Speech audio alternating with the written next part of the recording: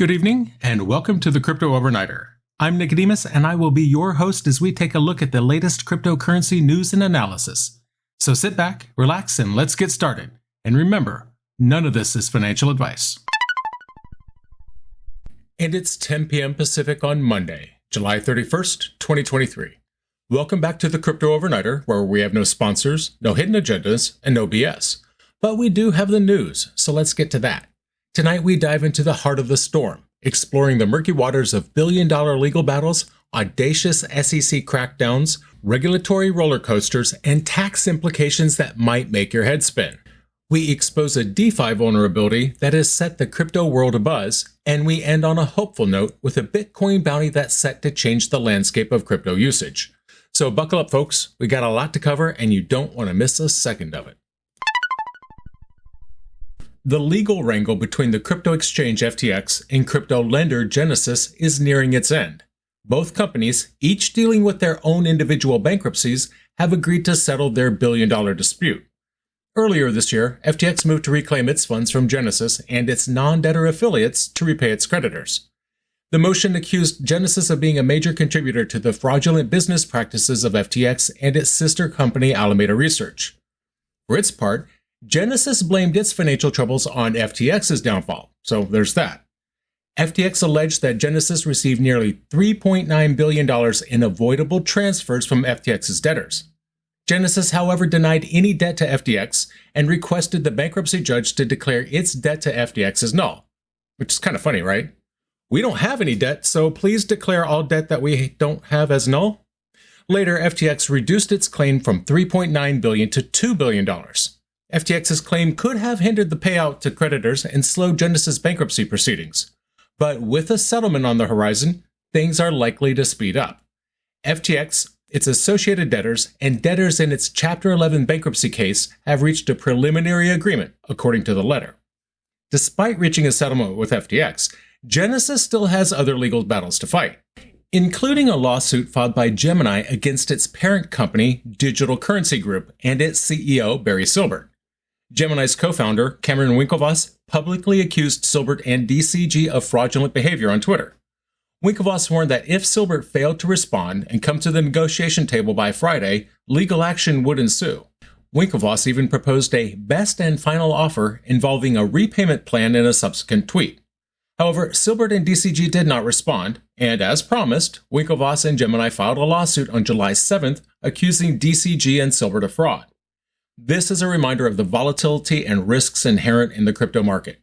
It's a wild west out there, folks. Companies like FTX and Genesis, once considered stalwarts of the industry, are now embroiled in billion-dollar disputes and bankruptcy proceedings. And it's not just them. Even the big players like DCG and its CEO are facing accusations of fraudulent behavior. It's a tough reminder that in the world of crypto, things can go south in a hurry. Speaking of legal battles, let's switch gears to another heavyweight showdown. SEC's crackdown on Coinbase. And if you're enjoying the show, please consider giving us a like and sharing it out. Coinbase CEO Brian Armstrong stated that the U.S. Securities Exchange Commission asked the company to stop trading in all cryptocurrencies except for Bitcoin. This request came before the SEC launched its lawsuit against the company. The SEC's stance was not an official order, but a recommendation from its staff. The SEC's lawsuit against Coinbase alleges that the company violated securities laws by facilitating unregistered trading in 12 digital tokens. These are tokens that the SEC has decided are securities. Armstrong expressed his surprise at the SEC's interpretation of the law, stating that the SEC believed every asset other than Bitcoin was a security. When Coinbase asked for an explanation, the SEC reportedly refused to provide one, insisting that Coinbase should delist every asset other than Bitcoin. Despite these allegations, the SEC stated that its enforcement division did not make formal requests for companies to delist crypto assets. The SEC's position is that the views shared by its staff do not necessarily represent the official stance of the agency. The situation is a clear example of the ongoing tension between regulatory bodies and the cryptocurrency industry. The SEC's request to Coinbase signifies a potential shift in the regulatory landscape where all cryptocurrencies, except for Bitcoin, could be classified as securities. This could have far-reaching implications for the industry, potentially stifling innovation and limiting the growth of the crypto market.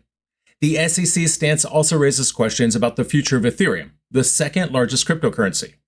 If the SEC views all cryptocurrencies other than Bitcoin as securities, it implies that Ethereum could be classified as a security as well, which could have significant implications for its status and usage. On a side note to all this, in the past, Gensler said that he believes everything other than Bitcoin to be a security. That said, even as recently as April 18th, during an HFSC committee meeting, Gensler would not give a definitive answer to the question if Ethereum was a security or not, so that would seem to be up in the air. The situation is a clear example of the power that regulatory bodies hold over the crypto industry.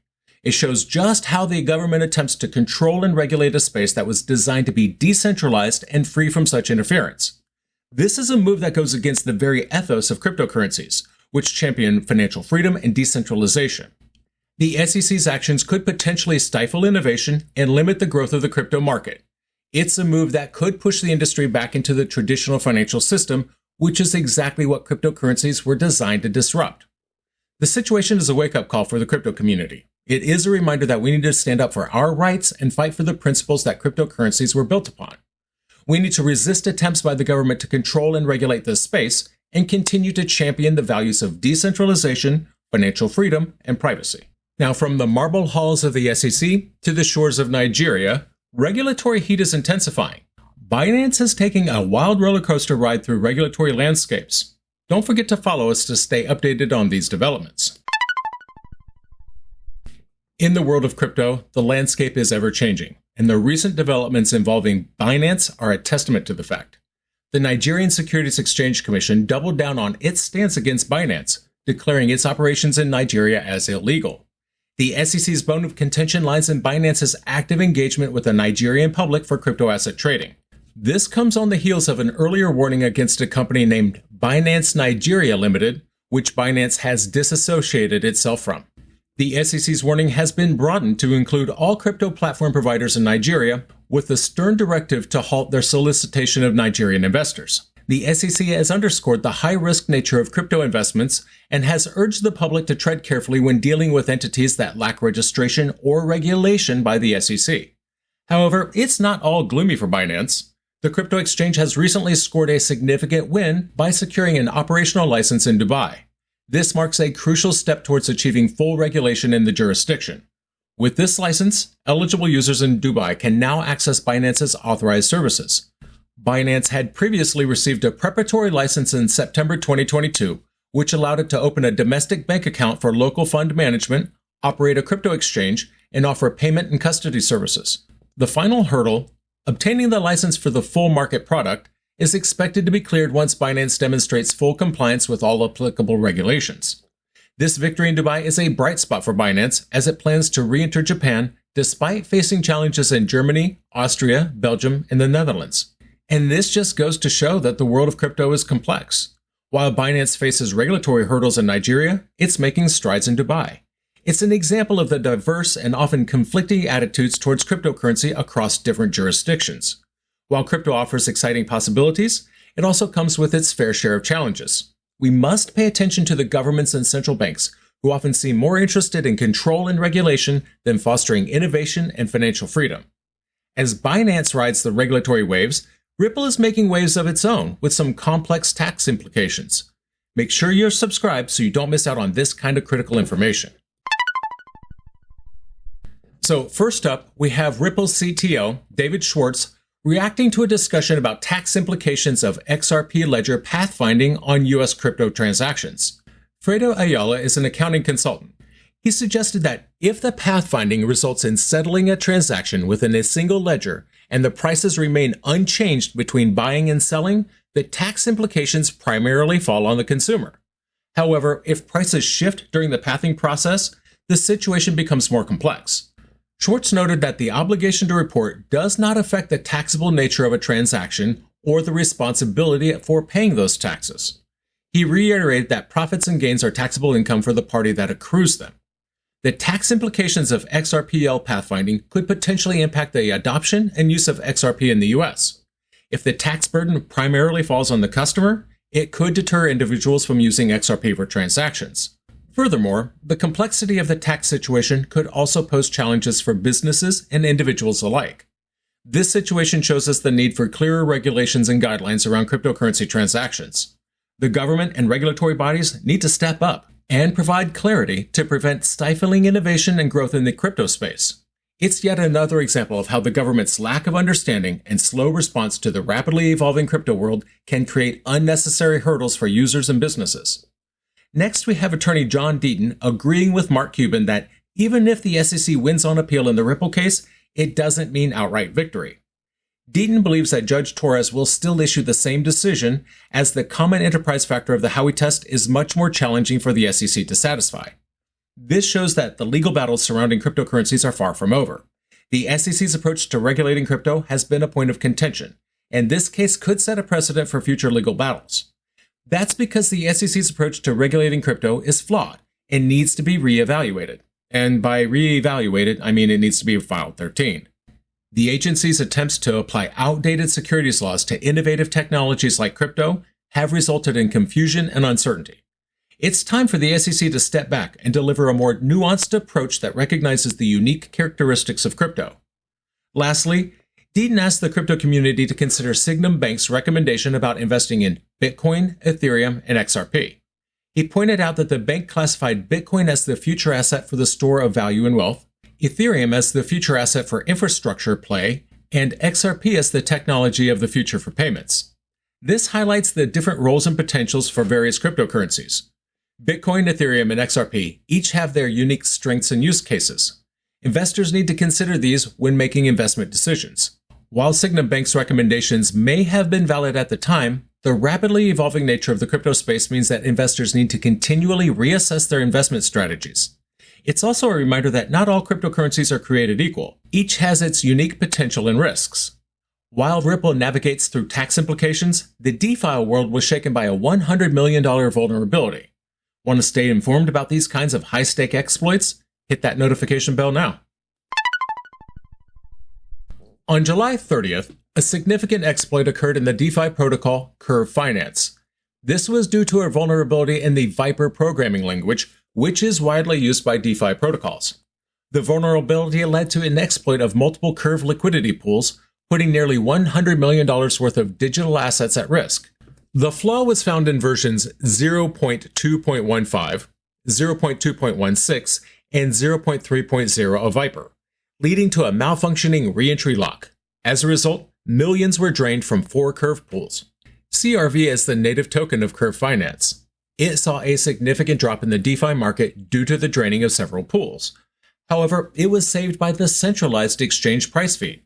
The CRV price dropped down to 8.6 cents each on decentralized exchanges, but it was trading at 60 cents each on centralized exchanges, preventing the token's price from collapsing to zero, which is kind of funny.